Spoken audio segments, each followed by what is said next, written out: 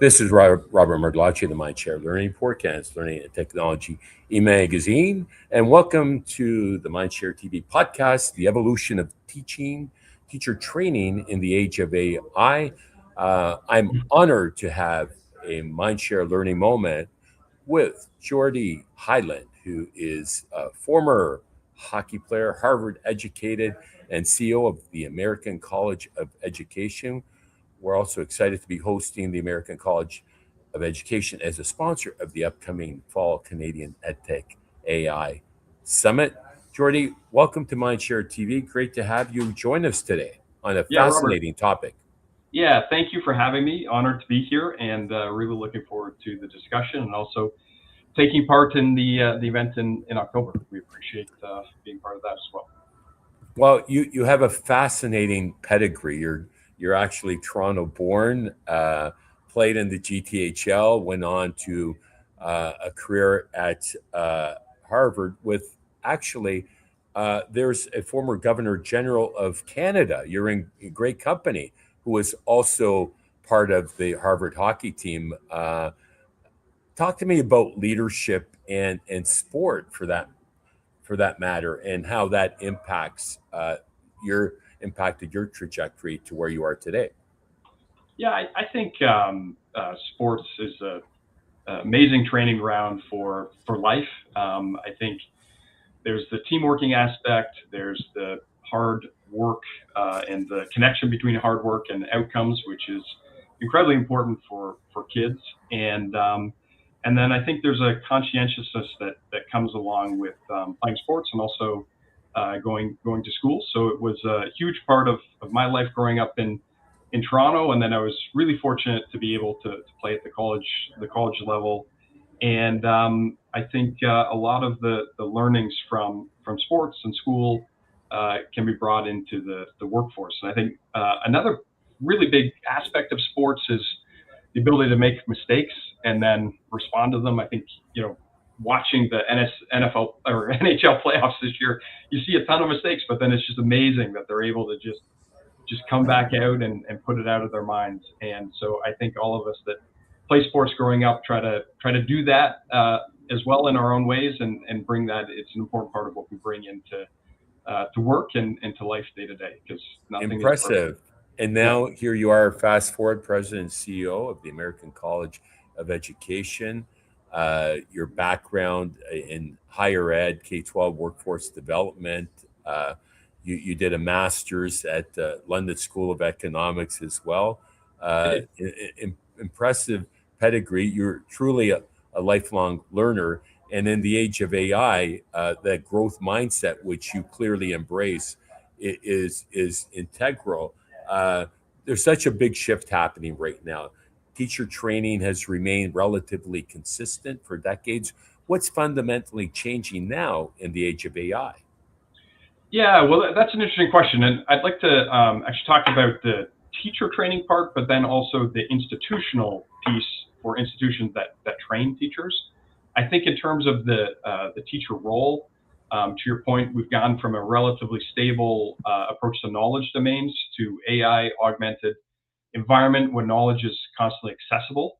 So the teacher role has uh, shifted and continues to shift from information delivery to sense making, from standardized instruction to adaptive design, and then from traditional assessment to a redesigned evaluation that measures things like reasoning, originality, and process. So really exciting to be a teacher right now and to be in front of these trends in support of student success. But I think there's a really important piece just in terms of institutions that train teachers. American College of Education, where I'm at, we're a fully online institution. Um, Traditional teacher training has happened in bricks and mortar locations. There are online elements to bricks and mortar locations now, and other fully online institutions. I think with the online model where we've kind of built from the ground up, we have a centralized curriculum.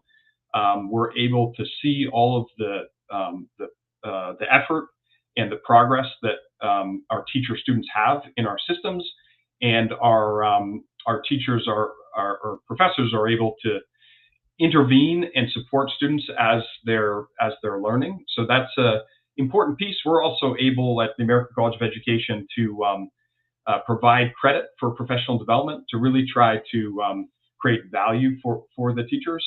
And with the centralized curriculum model, we're able to infuse AI throughout the course quickly, and also have a really tight relationship with our school district partners to make sure that the learning is relevant for our learners. So Yeah, that's critical in terms of being connected to the practitioners, isn't it?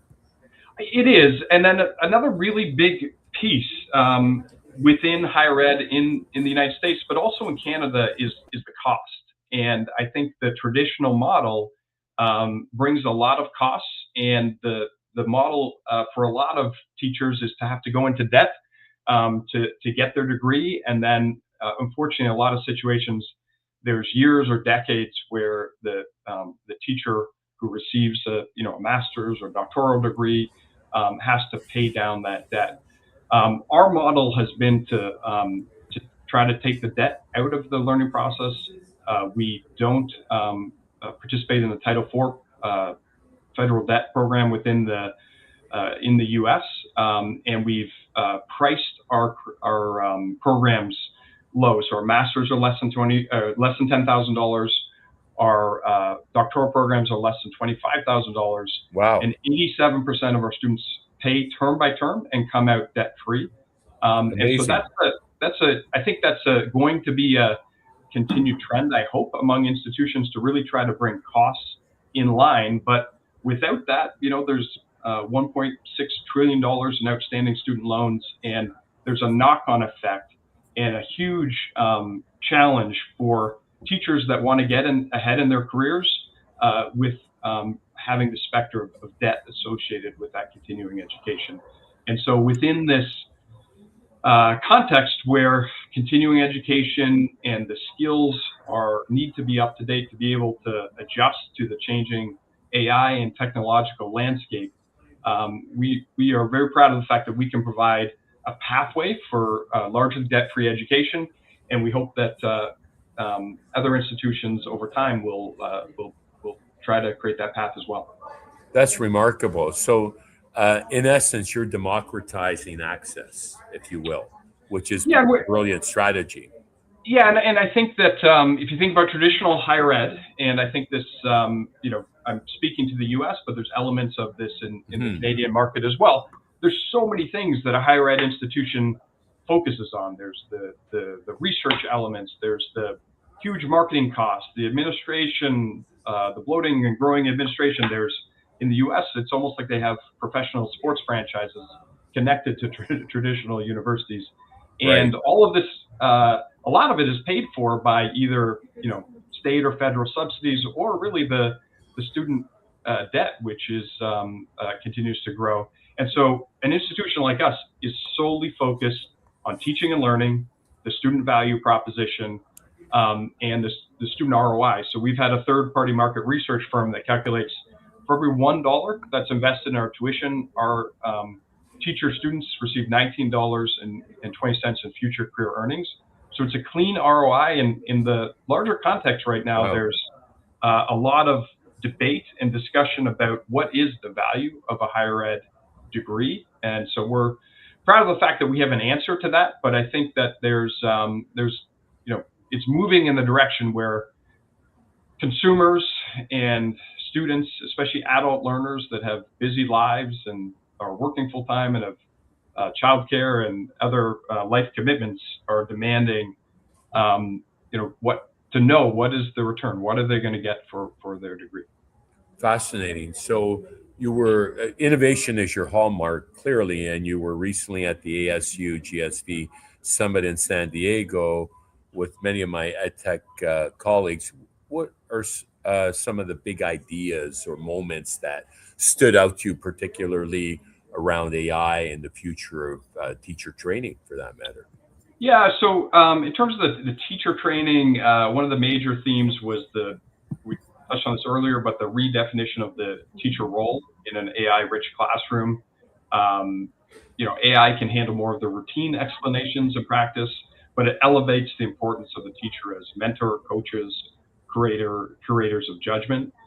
So that was a big piece. I was in a number of discussions where I heard that there, the solutions that are created for teachers really need to involve the teacher in those solutions. So I thought that was what a novel idea. Came up a lot, especially from listening to your customer. Yeah.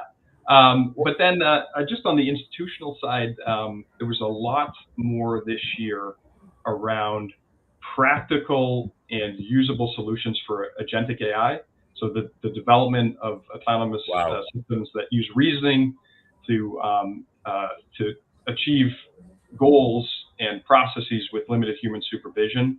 And so there was a lot of practical discussions I was in around that, where institutions, higher ed institutions, could leverage agentic AI to find efficiency, but then also take away some of the more administrative tasks from their staff to make sure the staff were able to focus on higher added value proposition, and for faculty, enabling them to really focus on, in an online context, the right techniques for the right students at the right time to intervene and help them succeed. So I think from that, all of those perspectives, really exciting, learned a lot. There was a lot of energy, whereas I felt like last year there was more uncertainty in terms of the direction of things. So I thought that was interesting. In terms of the larger debt crisis in higher ed, not a lot of talk about that, which always surprises me. And I think that that's something that there needs to be more discussion around, not just around debt relief, but what can institutions do to change, to provide opportunities that lead to less debt for students. Many institutions in Canada have cut back significantly on their programs, and I'm hearing that institutions are closing every day in the U.S. Some of these smaller career type colleges, etc. So if you're not embracing innovation, that's going to be definitely a huge issue. So kudos to you for your innovative spirit. You seem to be the right CEO in this moment in time, in the age of AI and the revolution that truly is upon us, right? So we're moving from a pre-service model of teacher training to a more continuous lifelong learning model. What does that look like? If I was a student in your program? Yeah, well, so I think to your point, AI is making that shift unavoidable. Teaching's becoming a profession where learning never stops, and so it's a continuous learning model. So I think in terms of our program, we have a range of programs. We can upskill a paraprofessional or superintendent to a licensed teacher, along with a bachelor completer. But then we have a large range of master's degree, principal certificate, EDS and EDD doctoral degrees. So we can really bring a student, a teacher or a teacher assistant, from paraprofessional to superintendent. And in terms of the stops along the way, we're able to bring in the credit from one program to another. For example, 17 credits from a master's go into a doctoral program. So we can really bring down the costs. The other thing that we do, which I think is relatively unique in higher ed, I'm sure there's others that do it, but in general, I think there's a lot of barriers, if I was to generalize, to credit for prior learning. We have professional development partners where we assess their professional development for college credit, and to provide more value to the student, we can bring in credits for ongoing professional development into the college degree, and at times shave off $1,000 or $2,000 from a already cost-effective degree. One of our partners, K-12 Coalition, has AI programming, professional development for teachers. We can bring those into our programs. So we have a real commitment to providing a pathways and options for lifelong learning. We have a lot of our graduates that come back over time to continue on that laddered degree pathway.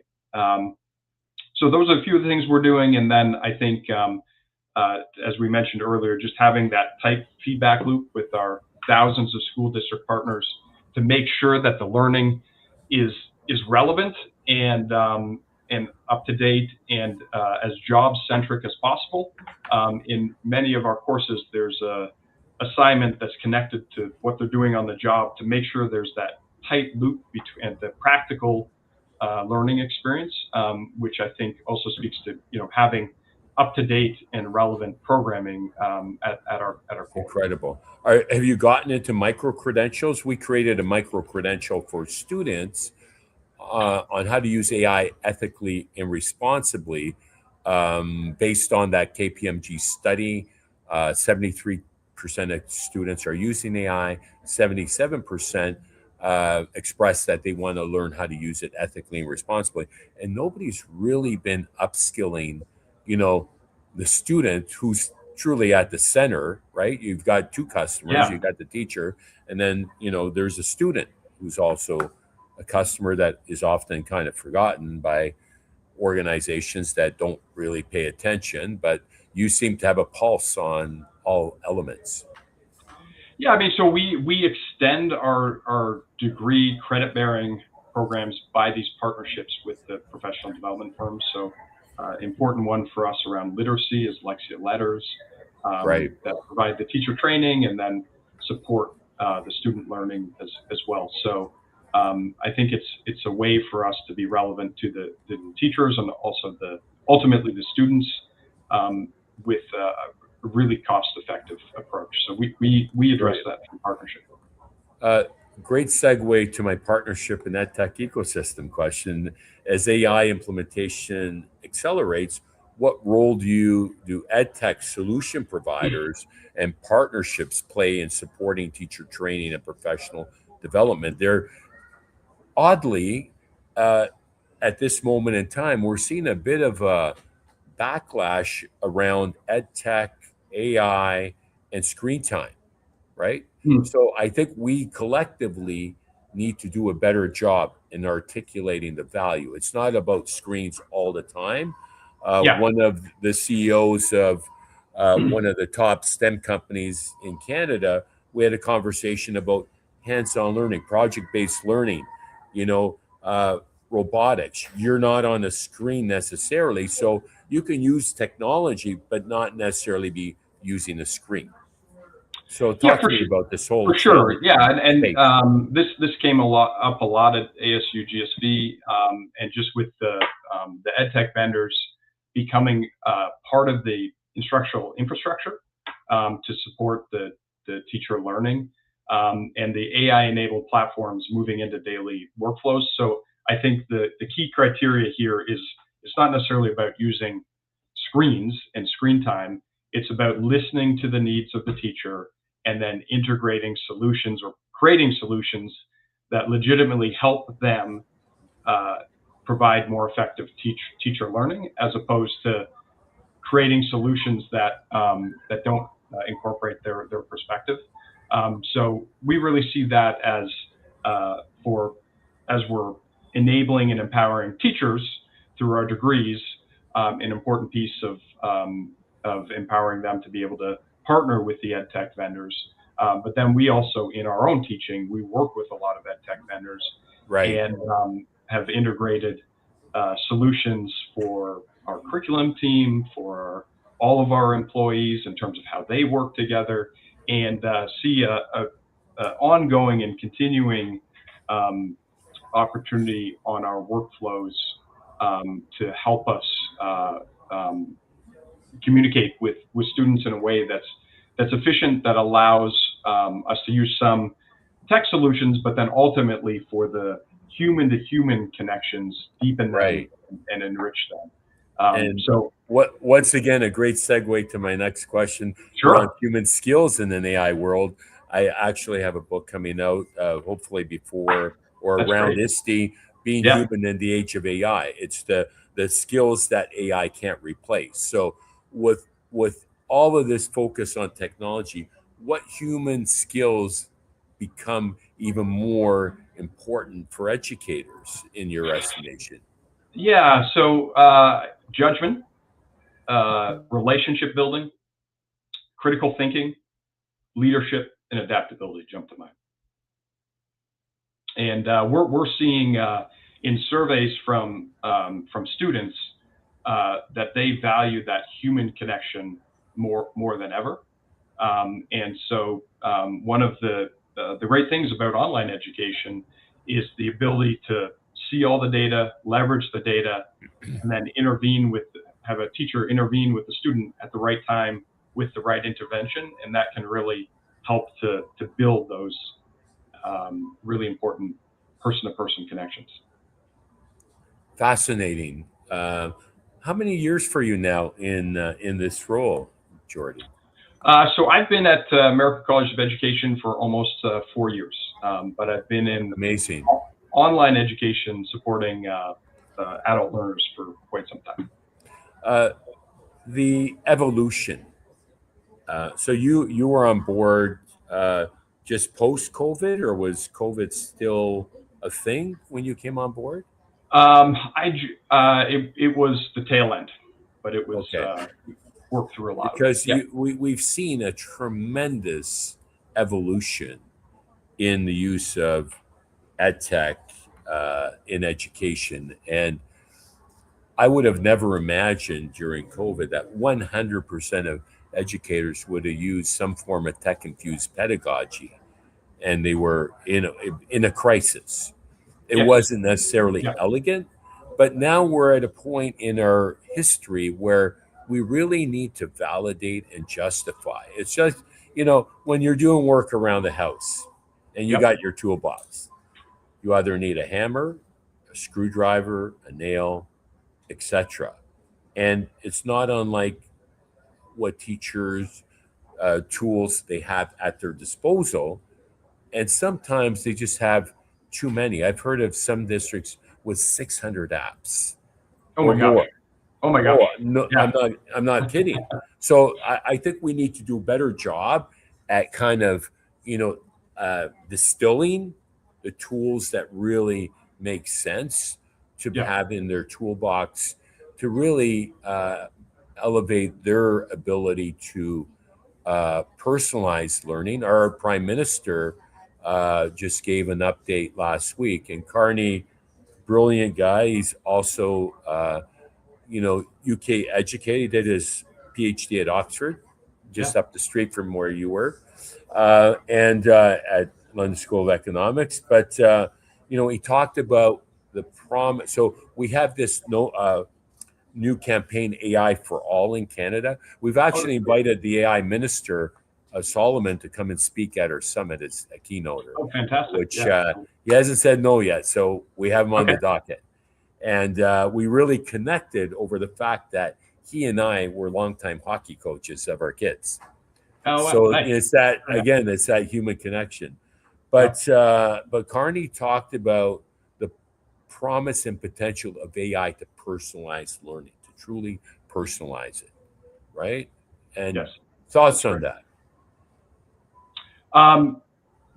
I agree wholeheartedly. I think that we were, and just to your point about the COVID learning, I think I often refer to that as emergency response as opposed Right. to fully online learning. But I think the personalization is one of the core elements and the benefit of fully online learning, right? A centralized curriculum model, the instructors are able to use data to intervene, and then AI just empowers it further because there's more data at their fingertips, there's more tools to be able to support the processes to really take them up a level to be able to be as strategic as possible.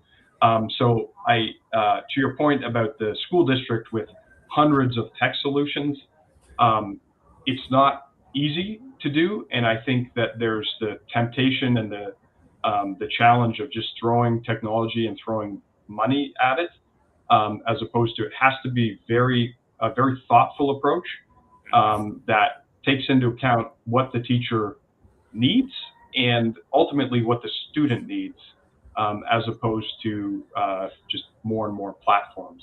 And certainly sometimes less is more when there's an underlying access to data and the ability to use the data strategically to empower the teachers. So in concept, wholeheartedly agree. I think it's a challenge and an opportunity for everybody to get there, but I'm very confident that we will over time. But it's going to be there'll be sort of ups and downs, I think, for a lot of school districts as they adjust to the new reality and evolve. Thank you for that. So, looking ahead, speaking of time, if we fast forward 5 years from today, what does Yeah. teacher preparation look like in a fully AI enabled education system as we crystal ball gaze here? Yeah, so I mean, at a high level, I think teacher preparation becomes far more experiential, continuous, integrated. Like pre-service training is likely to rely heavily on AI-powered simulations, and then clinical experiences become more data-informed. To my point earlier, as the AI is providing more real-time insights into the student understanding and allowing for more precise coaching and student teaching. So I think that core day-to-day of the teacher evolves and changes. And then I think the institutions are really going to change. I mean, you mentioned some of the institutions that are unfortunately closing in the United States. I think the consumer and the expectations of students, especially adult learners, are continuing to become more and more demanding of value. So I have to think that we're moving in a direction where institutions will become more focused on teaching and learning, where huge debt levels connected to the degree will not be accepted, and where there's an ROI that's involved and an understanding of the value proposition, and more of an alignment between the cost of delivery and the cost to the student. So I think things are going to look a lot different in a few years, and I think the nimble institutions will be able to continue to create value. I think where we have challenges in higher ed and in both the United States and Canada is where there's legacy processes that make it difficult to change. And I think, unfortunately, things are going to have to change. Well said. And this podcast is brought to you by C21 Canada, Canadians for 21st Century Learning Innovation. And we're just about done this interview. It's gone by all too quickly, Geordie. It's been a fascinating conversation. I would be remiss if I didn't ask you in our rapid fire, what's the one AI tool that you can't do without these days? So I use a range of LLMs. Right. So different ones for different use cases, I'd say. Okay. And Anthropic is probably the one that I depend on the most. Okay. And then for our institution, those agentic AI solutions are critical for us. So you are infusing agentic AI currently? Yes. Amazing. So you are truly leading edge, because many institutions aren't quite there yet, and especially at the district level, some are still grappling with, they're waiting for the states or the provinces, and waiting for the guiding principles to come down. Like you can't sit and wait. Yeah, well, it's like the internet, right? The internet came along, infuse internet and swap that out with AI. It's not all that different, except it's moving quicker and it's more analytical and does way more than the internet did, right? Well, I know that you're for sure. Train's left the station. It's not coming back. And I know you're friends with Lev. The CI, Lev Ganek, yes, and he's on a board, and so he's providing. I have to give credit to him. He's providing my headset just died, so I took. Oh, are you back? Yeah. So I was just mentioning your friend Lev is providing us guidance. Lev Ganek. Hang on 1 second here. We'll finish this off, and then Get me on.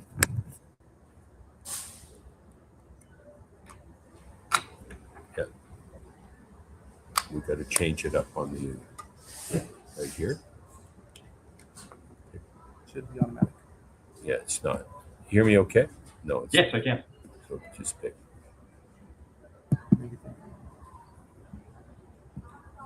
All right. So here we are. Technology is great when it works. Are you hearing me okay, Geordie? I am. Yeah. Can hear you Okay, great. that's awesome. All right. So Can you hear him? I'm not hearing you, but listen. Oh, you're not hearing me. Oh, no. So the good news is you're hearing me, Yes. and this is coming to a wrap. And final thoughts to share. I think that AI is a disruption, but an opportunity in education for teachers in their day-to-day and for teacher training. And it's something that we all need to embrace in a responsible way. With that, Geordie, thank you for your leadership and insights on a topic that's reshaping education globally. And to our MindShareTV audience, this is a conversation that just is getting started. Keep the dialogue going, and the comments is always coming. My name is Robert Merdlanchi of the MindShare Learning Report. And until next time, stay healthy, stay safe, and keep the learning curve steep.